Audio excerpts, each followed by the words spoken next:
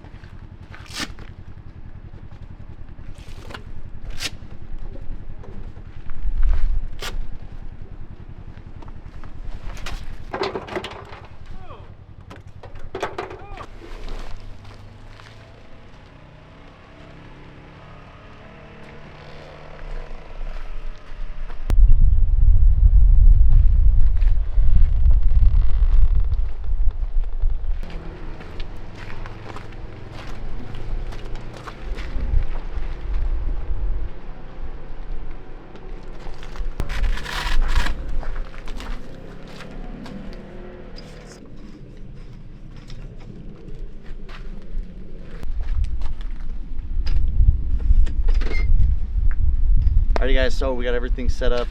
Got the awning out, tent popped up, fridge popped out. We'll kind of go through the back of the truck here in a second. We'll start off first with the tent, since it's kind of the big obvious thing. This is a 23-0 Armadillo A3, so it's the big version. It's got the king size mattress. I chose this one because I like the hard shell that's on top. You can mount like solar panels, stuff like that to it. They advertise like bike racks. I don't mountain bike or anything, and that would be super tall over the top of it, but you can do it. You can see it's got the windows, it's got the separate rain fly. We can walk around this way a little bit. It's even got like these added Velcro parts that would pull out and down. I'm not going to do it because I don't want to undo it, but you can pull these down, then they just Velcro down, seal up this side of the seam right here. Same thing with down here, that pulls real nice and tight. You got some vents on your rain fly here, some added bags. So this is like a gear bag, stick flashlights and stuff like that at nighttime, which is nice if you got to get out. And it's also Velcros up. You can also roll it up. It's got the keepers. That's what I usually do with the ladder cover. And then same thing over here. It's got this boot bag. So same thing. You can take this outer layer, you know, roll it all the way up, stick your shoes in there at nighttime. Makes it nice so that you don't have to worry about, you know, things crawling in them at night, or if it's like raining. This is usually pretty protected. You can stick your shoes in there, put the cover back over it. I mean, shoes ain't gonna get wet in there. So you can kind of see up here inside the tent. We'll roll in some B-roll of the inside of the tent too. There's like a bar up there that you put across the top, helps plop the top of the tent up. That just helps with like rain or snow, you know, rolling out away from the center of your tent, because it's got a little post that goes up there. It's also got the sunroof moonlight that's up there with the bug net and everything like that, and the two side windows. And then this front window has the bug net with the same thing, the heavy duty outside material Cordura that rolls down and then is waterproof that way. Josh is going to hand the camera up to me. This is pretty close to what your natural eye should see, like what we're seeing. So as you can see, it's pretty freaking dark in here, and that's with the front door open, and then with a little bit of a gap on here. You look back out this way, you can focus. Again, it's dark, but you can see that black material that's on the inside of the tent is pretty good at suppressing the light, hence the name, light suppression technology. So we'll go back down to Josh and keep walking around. Let's brighten it up so that they can see it now. So yeah, there we go. So this is what the inside of the tent looks like. Again, this is that lining, so it's almost, I don't want to say rubber or plastic, I don't know, it's hard to describe, but it does a pretty good job at it. I'll step back a little bit so that we can see the inside of the tent. This is the bar that I'm talking about up here. Sorry for the autofocus. Up there, you can see it props the tent up. You know, rain and whatnot runs off of it. Keep moving. We'll go just back here to the tires since we're already here. So I'm running 35-inch the Yokohama Geolander MTs, which have worked out pretty good. I've taken them down to Moab a couple of times. Same thing with up here in the snow and rain and mud and dirt and everything like that. It works out really well. They're on 17-inch fuel rims. I'm not the biggest fan of the rims. I got them with the truck when I bought the truck, so I've kept them on there. They've done a super good job, but I'd love to get something like some of the different method wheels that have the bead grip technology in there, and that way you can air down super low, but you don't got to worry about the maintenance of like a bead lock and stuff like that. We'll get up in here too. You can see I've got the TerraFlex Falcon shocks. They're obviously pretty dirty, so they're hard to see, but we'll roll those in. Coupled with those is the Icon Add-A-Leaf kit, which has worked out pretty good for me. And then I've also got some airbag suspension in there too. The nozzle for my airbag is just actually up in there. It's got a cap on it, untwist it. I can use my compressor, like a compressor at a gas station or my house or whatever. That just helps making sure that the truck stays even from side to side, because you know, you got your awning clear out here, and then you got your tent that comes out, you got like your fridge and all that other heavy crap. So I like evening it just to make sure it rides even, but then also so it's not sagging in the back. Still don't have rock sliders, just because I can't quite find the ones that, I don't want them to come out super far, but I don't want them to hug super tight. Like, I still want them to protect the door. I'm probably just gonna have to compromise and get one. Like, I like the CBIs, but again, they just come out far, which I'd like something that's a little bit more tucked in, but I like that they also act as a step and whatnot. So coming up here, same thing, tires, Geolanders. I have done like a, what do they call it, like the Viper cut to it. Just a small one, nothing crazy. That was just to help clear the tires, and then also a little bit of the approach angle. You can see on that side I've already still smacked the bumper on a couple of rocks and stuff like that while we're out and about.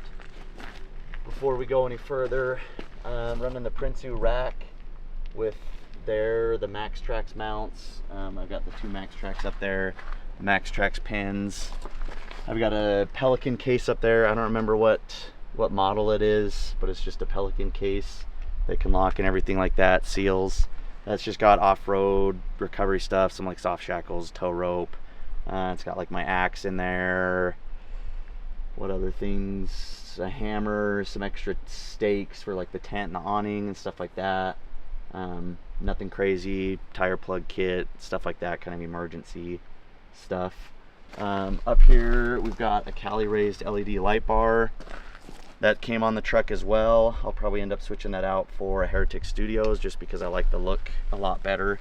And that one is letting moisture into the lens, which it's old, it is what it is. Up here we've got Cali raised LED ditch light brackets, and I like those because as you can see they're super low profile. Got a really small gap up there, mounted with some Heretic Studio Quattros, which are nice. These are the dual pattern, so it's got the, you know, the combo beam, so these bottom LEDs or whatever it is, bottom or top, I can't remember. One of them is for distance, the other one you've got a little bit more flood, but it is the combo pattern. I like those quite a bit. I did those in clear, and then I've got the light bar in clear. Down here You can see same thing, the amber, Heretic Studios Quattro lights in amber. I did those in amber. I'll end up doing, you know, like a light bar or something down here in amber as well. I like kind of differentiating the two and having both white light and amber light. Down here, just some basic recovery points. You can buy these from tons of places, but they are nice because they do provide a solid, you know, shackle down there to attach stuff to. Got the TRD Pro grill, running the smoked out amber lights. These are from Running for Tacos, with their wiring harness and everything like that, and they just come on when the truck's on. So I got those. We'll move around to this side. We'll start with the awning because it's the most obvious. So this is a OVS 270 awning. I like it quite a bit. As you can see, it provides quite a bit of cover and shade, whether you need it from the rain or the snow or whatever it is. I haven't bought any of it yet, but you can get like all the walls that zip on and come out. That would be pretty nice, especially if you live in somewhere that's like super rainy all the time, like up on the like the Pacific Northwest or something like that. But again, I haven't had too big of a problem with it, and it does provide like quite a bit of shade even without the walls zipped on there. I always put the poles down for it just because it is heavy, and the farther all that weight is out there, I don't like putting all that stress on just the rack or on, you know, the hinge over here or on this plating or whatever it is. So we keep it that way.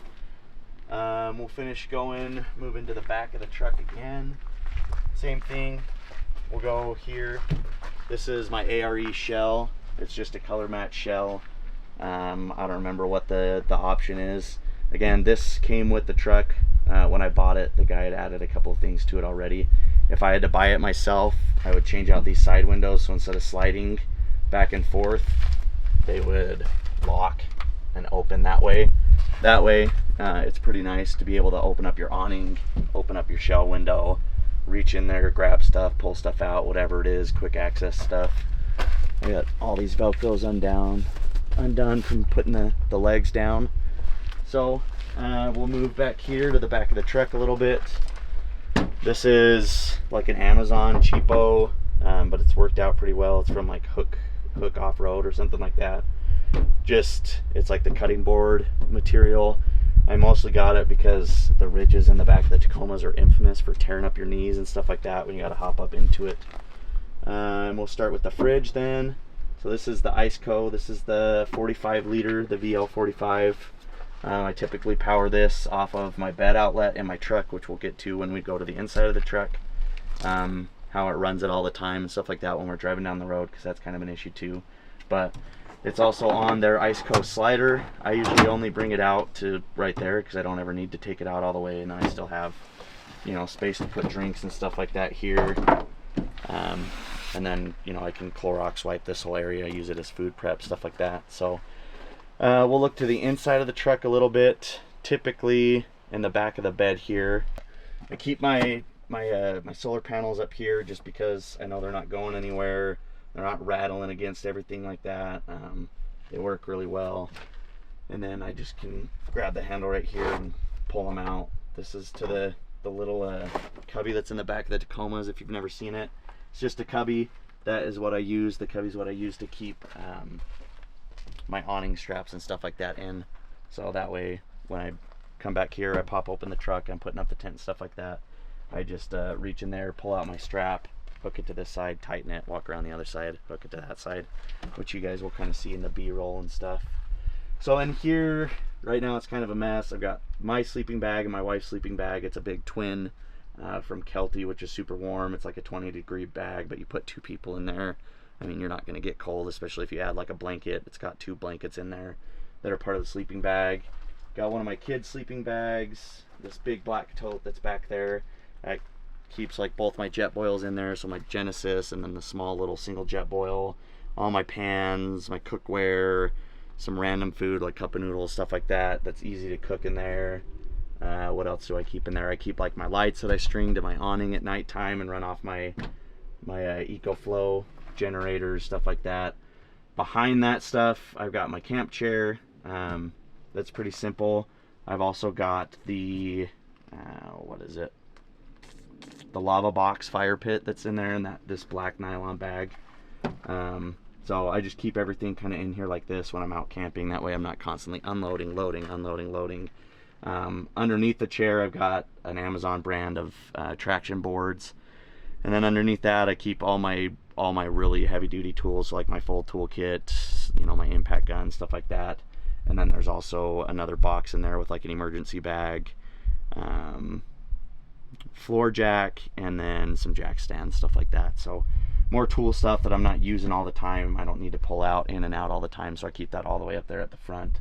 I got like a shovel up there too. If you guys want to see that, let us know in the comments and we'll pull out all of our stuff, show you how I organize it. Josh can do the same for his.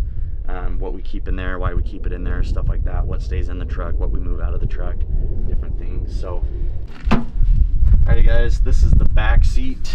It's usually pretty empty because I do have 2 kids. So if I'm going out by myself, the back seat's pretty clear usually. If not, I've got the 2 car seats in there. In the center of this back center console, there's a 110 outlet, which I installed. You can get one from like Tacoma Beast. There's a couple different websites. If you just Google Toyota Tacoma 110 outlet, it'll come up with it. That's an OEM Toyota outlet, and then it just comes with a wiring harness, which I'll explain here in a second. But keep that. These are a whole bunch of ratcheting crescent wrenches, which are nice. So I keep those in a bag down here with a little socket set. Always got the hammock in the back of here just because it's nice to have.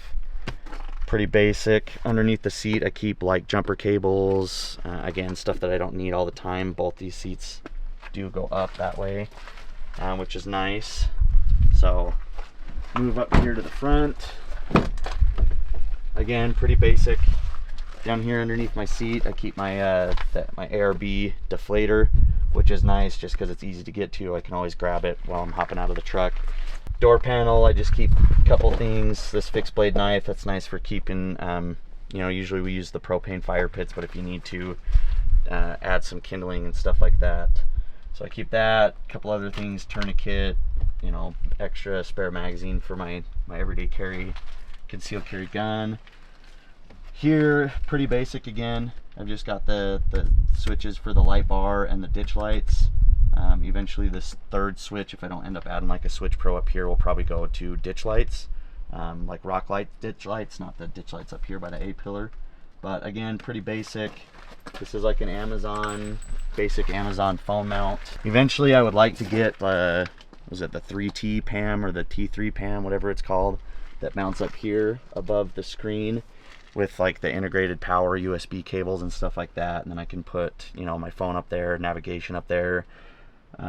Eventually, pretty soon, I'm going to get a GMRS radio from Midland probably, and I'll get the one that's hidden, so I'll hide it up underneath here, underneath the dash, and then probably mount the mic down there by my leg, or even run it up to the 3T PAM, or whatever it's called. So pretty basic. In the glove box I keep like a first aid kit, like an emergency first aid kit with the tourniquet and gauze and chest seals and all that other stuff. So that's pretty much it. Again, Prinsu racks front and rear above the shell. This is the armadillo tent, or the armadillo tent. This is the OBS awning. Pretty simple, guys, nothing crazy. I mean, it's a nice setup, but again, you can always add to it. People tweak it, make it do whatever you need it to do. So I'll just kind of run through pricing a little bit for the gear. The fridge is going to run you a couple $100, you know, depending, $250 to $400, $500, $600, depending on the one that you get. The Iceco slider that it's on, I think, is like $150. A lot of the other stuff that's in there, we can get into the pricing, like you know, the stove and all that stuff when we do a video on that, if you guys want to see it. The OBS awning is going to be, I want to say it was like $900, $1,000. The tent, one of the big reasons that I went with that tent, so it is the big 4-person tent. It's like a king-size mattress up there. Mattress is super comfortable. One of the reasons why I went with the 23.0 over something like the iCamper or whatever it is. The iCamper, I think, starts at like $4,600 for their big, you know, the Skycamp 3.0. This one was $39. and then after tax, I think it came out to like just under 43. It was like 42.80, something like that. But it's got the, you know, the really nice aluminum hard shell outer. The biggest thing that sold me on the tent, and again, you'll see it in the B-roll, is the material that's on the inside of it. They call it their light suppression technology, which is like a black coating that they add on the inside of there. Like right now in the middle of the day, even if we didn't have any clouds or anything like that, you zip all the windows up, put that front flap down over the entryway, and it's black. Like black, you can't see anything. I mean, it's dark. So I really like that just because I'm not a morning person, so I do like to sleep in past sunrise when I'm out camping. And nothing crazy like 8, 9 o'clock, but you know, when the sun's rising at 6 o'clock, 6:30, especially in the summertime, it's nice to not be woken up at the crack of dawn because your tent's already bright. So I think we've pretty much covered everything. If you guys have any questions, leave them in the comments. If you guys want to see a video on something specific, camp gear, stuff like that, let us know. Josh is going to do a walk around of his truck too that you'll probably see in the background as we're walking around my truck. But again, if you guys want to see anything, we got more videos coming up. It's just kind of a pain in the butt because this is obviously not our job. So one thing I forgot to mention, these are the OEM OVS awnings. You can see there's a little bit of a gap. It's actually because I loosened these screws and pull the awning out away from the rack when I set it up. That way it clears the tent up here. You can see the bracket up there. But with how wide this tent is from left to right, these OEM brackets wouldn't work. I don't have enough clearance. It didn't hang out far enough because this tent opens up so wide or tall. So these are actually the same hole pattern as the OEM brackets, but they just mount on top, and it's basically just a big extension plate. So if you do want to run an awning with this tent, you're going to need some kind of extended bracket or plate made. It's really easy. You should be able to go to a machine shop, take them one of the brackets, say I need a plate that's, I did mine a foot long, so I said I need a 12-inch plate that's the same width as this bracket with the same slotted hole pattern. He milled out 3 of them and off we went. So, but again, that's because when the tent's closed, I'll actually slide this in and it's tighter. That's why these bolts down here are loose. You will also need prints in order to fit this tent with the awning and have everything be groovy and not a giant pain in the ass to fit. You will need Prinsu's, CBI's 1-inch tent riser feet to bolt the tent to the rack. This is Noah with Freedom Roamers, my 2019 Toyota Tacoma TRD Off Road. You guys got questions, let us know. Catch you on the next one. Peace.